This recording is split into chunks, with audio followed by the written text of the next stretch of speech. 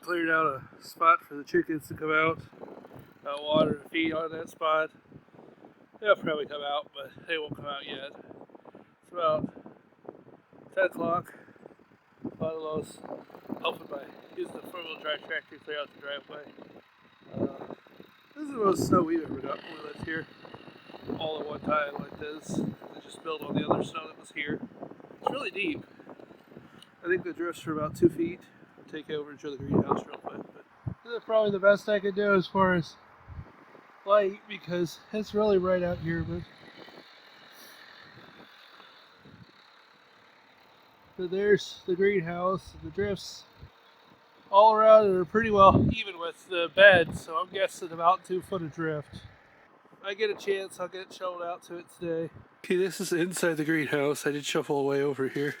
There's a little bit of snow over here, but both gaps on the door, so I never sealed them really super tight. I took my gloves, my hat. I'm gonna take off here. My jacket could even come off. It's 50 degrees in here. We got about, I think, 12 inches of snow. Most of it's pretty heavy stuff, and it stays where it fell. But then there's a couple inches that have blown around a lot. Most of what was around the greenhouse was around the greenhouse before it snowed, and so the drifts just kept accumulating that way. It's been so cold since the last snow, none of it melted, or very little of it melted. So the greenhouse says it's 50. Even if it's 40, it's still plenty warm in here. The snow that is in here, probably today will all melt.